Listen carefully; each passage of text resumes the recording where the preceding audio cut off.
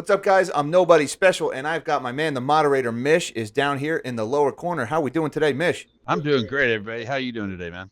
I'm doing better than the average retail consumer right now, which this story actually was sent to me by Mish this morning. He tipped me off to this. We have some things going on in the retail market, something we've been talking about a lot on this channel, and it's starting to creep into real estate. And I think this is bad news for people's retirement accounts, for the economy, for GDP, the whole shebang. And with that, let's just get right into this story. This is in CNBC's Money Report. The retail industry is facing a potential wave of bankruptcies, and here's why. And they're showing a picture of Revlon. I don't know if you remember on my live stream on Friday, I talked about Revlon, about how this old company had filed Chapter 11 bankruptcy and that it could be an indicator of things to come in the retail markets because consumers have less money to spend on discretionary items. With food and fuel and rent being so expensive, there's just less money left over. And that is exactly what they're talking about in this article. Last week, Revlon filed for Chapter 11 bankruptcy protection, making it the first household consumer-facing name to do so in months. And now the questions are, which retailer will be next and how soon? And after a nearly 2-year reprieve, the retail industry could start seeing an increase in bankruptcies later this year. I mean, yeah, if you look at it, how many stores have just aisles and aisles of Revlon beauty care, and that's now gone. So that's a significant percentage of their revenue quarterly is now taken away from them. And I don't know which drugstores have which, but there are specific ones that have specific, and it's going to hurt them because that brings in people to that specific one. And inventory, I think, is really going to start becoming a big player right here because all these people have 2, 3, 4% every month for several months that is just not moving. So I think the sales are going to be spectacular in the next month, especially for 4th of July. You know, Mish, it's funny you should mention inventory because right down here, a couple paragraphs lower, they say there could be an increase in distressed retailers beginning later this year, experts say, as ballooning prices dent demand for certain goods and stores contend with bloated inventory levels and a potential recession looms. And that inventory is going to come back to haunt a lot of these retailers because with everything going on in the supply chain last year, they panic ordered so much stuff because they were worried about not being able to restock their shelves, and that was a valid concern. Well, now all that stuff is getting here, and the consumer doesn't have any money. So that means, number one, there's probably going to be some really good deals this summer, and I know Ninja has talked about that a lot on his channel. Yeah. And number two, it means these retailers, they're going to have to slash prices at a time when their costs are going up. It's just bad news for retailers right now. And what we're looking at here is the personal savings rate, and this is on the St. Louis Fed website. This is a measure of how much people have left over of their income after paying their monthly expenses and taxes.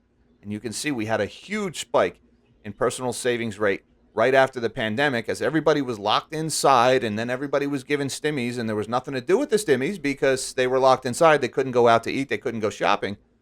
Well, we've been steadily trending down ever since. Well, more stimmies here, back-to-back stimmies.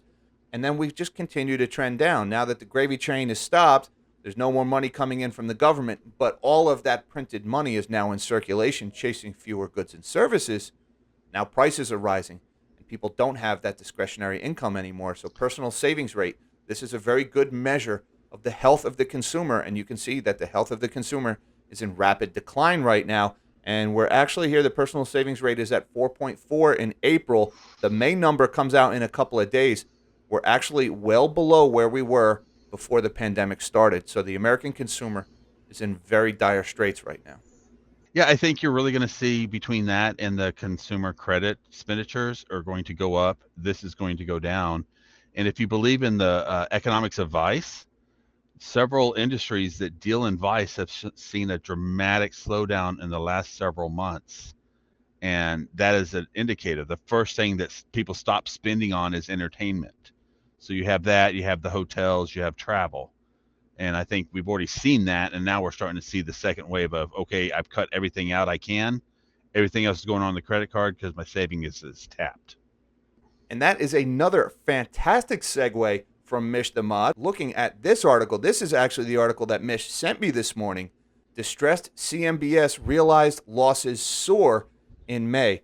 Now, real quick, I just want to mention CMBS. That is Commercial Mortgage Backed Securities. That's loans for commercial properties, either shopping malls or hotels or office buildings or multifamily real estate. And what they're saying here is that these loans to these commercial real estate, their losses exploded higher in May. How high, you ask? Well, let's read into the article. CMBS conduit and securitized based lending, i.e., the packaging of these CMBS loans and selling them to investors, those transactions racked up approximately $263 million dollars in realized losses during May of 2022 throughout the workout of distressed assets, marking a sharp rise from the previous month. Just how sharp a rise? Well, the previous month in April, the total losses from the CMBS market was 75 million dollars. So a jump from 75 to 263, more than a threefold increase in the losses for commercial mortgage-backed securities for the month of May. And something Economic Ninja has been mentioning on his channel over and over again. By the end of this summer, everyone in America is going to know what a CMBS is, and I think we're starting to see that scenario playing out here. Reading on from this article, May of 2022, retail properties accounted for the highest number of distressed workouts this month with 14. So retail properties, we were just talking about Revlon's bankruptcy and how the consumer is being squeezed.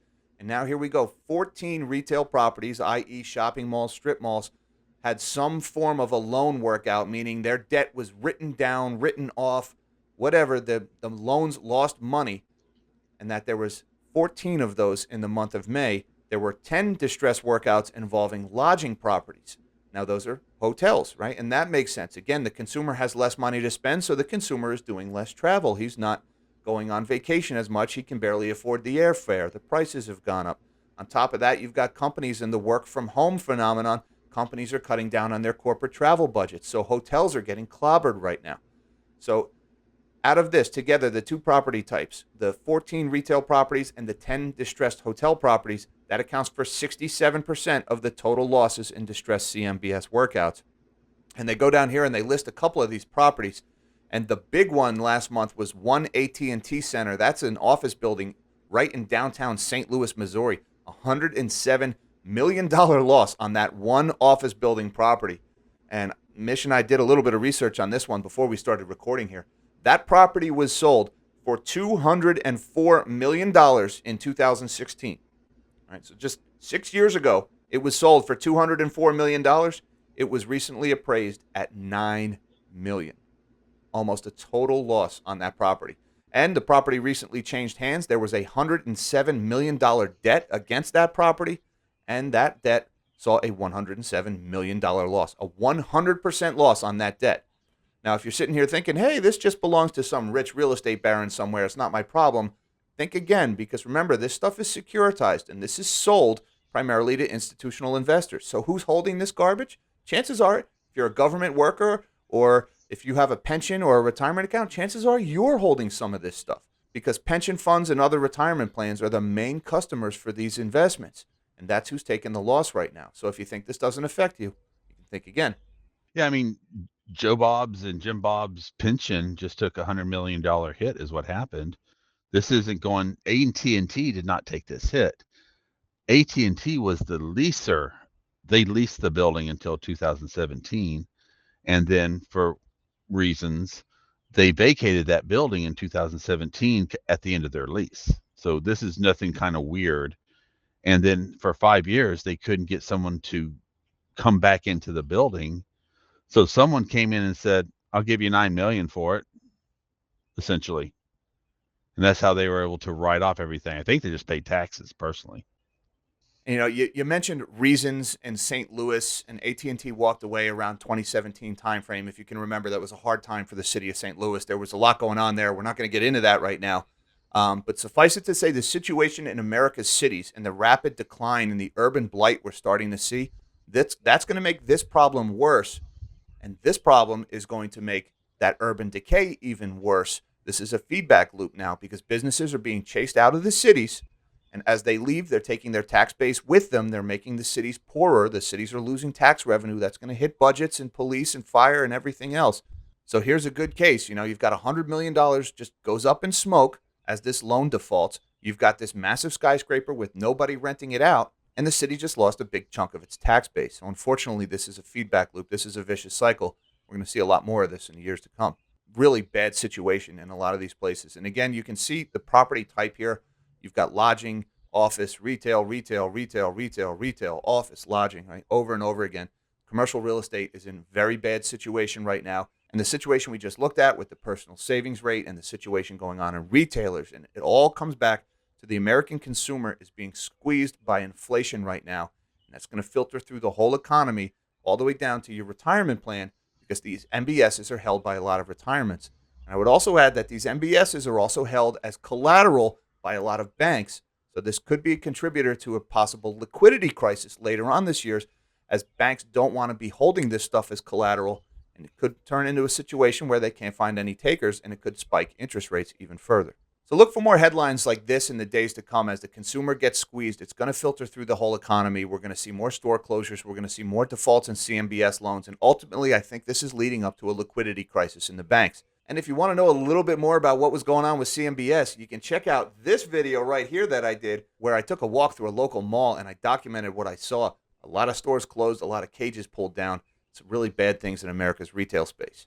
Till next time, live small and dream big.